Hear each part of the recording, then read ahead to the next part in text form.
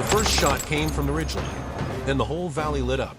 It was supposed to be a standard patrol, a show of force, nothing more.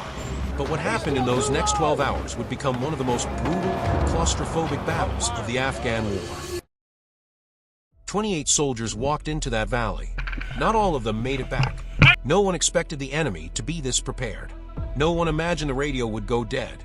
And no one thought they'd be trapped for 12 hours in a kill zone. We're taking fire from both sides. RPGs. They're everywhere. Get down. They had no backup, no air support, just their weapons, their wits, and each other. This is the story of Charlie Platoon, 28 men from the 10th Mountain Division, who walked into the mouth of hell and refused to die quietly. The Korengal Valley, 6 miles long, surrounded by cliffs, and soaked in blood. Some called it the Valley of Death. Others called it a lost cause. The U.S. Army called it essential.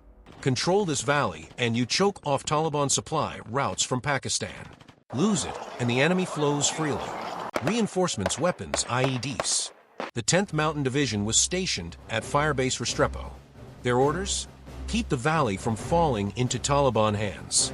But by 2009, the valley already belonged to the ghosts. Taliban fighters moved through the trees like smoke, invisible until they fired, and gone before you could return fire. Every step you took in Korengal was a dare. And one morning in September, the Taliban decided to answer it. Charlie Platoon had done this before. Recon, patrol, return. Simple enough.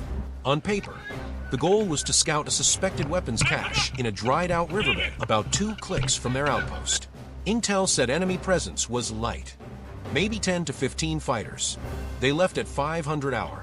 By 700 hour, they had reached the valley floor. The canyon walls loomed above like jaws. And then it began. The first RPG hit the lead team. The explosion shattered the silence and the formation. Then came the machine guns. From the ridge lines. From the tree line. From behind. The Taliban hadn't just set a trap. They'd built a kill box. At least 200 insurgents opened fire from elevated positions with overlapping arcs. The Americans were pinned in a dry riverbed with no cover, no escape routes, and worst of all, no working comms. The signal was jammed. Staff Sergeant Ramirez, the platoon sergeant, immediately ordered a fallback to a narrow draw behind a set of boulders. But moving meant exposure, and exposure meant death. Private Castillo was hit while dragging a wounded man to cover. He kept firing, even as he bled out behind a rock. The Taliban had every advantage. Elevation, numbers, surprise. While the Americans, they had each other. They fought for hours, pushing back, inch by inch. Corporal Hensley set up his M240 on a shattered tree trunk and laid down, suppressing fire until the barrel glowed red. Sergeant Kessler crawled up a slope under fire with 2 frags, took out a sniper nest, and cleared a position so others could regroup. 7 men were down, 1 dead, the rest dangerously low on ammunition. They had to make a decision. Ramirez split the platoon into 2 fire teams. Team Alpha, lay down fire and draw attention. Team Bravo, climbed to a nearby plateau and set up a possible landing zone if reinforcements ever came. But the plateau was occupied. A Taliban observation post had already set up there.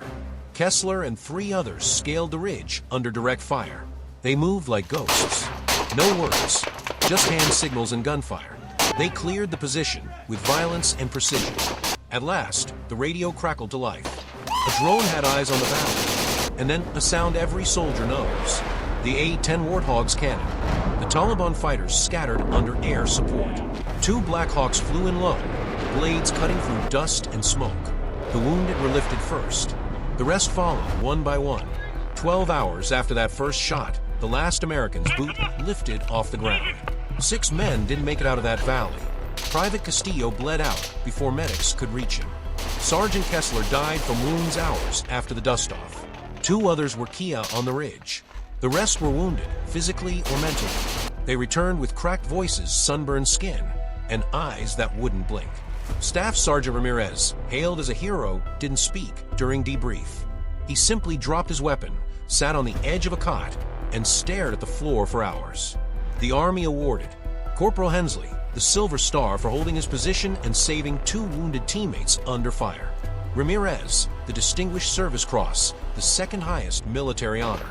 Kessler and Castillo received Bronze Stars posthumously, but the medals meant nothing to the men who survived. The media called it a successful defense. The Army called it a strategic victory. But for the platoon, it was simply survival. They didn't feel like heroes. They felt there's something war does to a man's soul. It strips away ego, burns out the noise. All that remains is who's beside you. For 12 hours, these men became more than a unit, more than a platoon. They became brothers. They moved like one body, fought like one heartbeat. They patched each other's wounds with gauze and grit, shared the last drop of water, covered each other's backs, and made damn sure no one was left behind. Even the dead were carried home. Every year on September 15th, the survivors of Charlie Platoon hold a silent roll call, each reading out the names of the 6 who never made it home.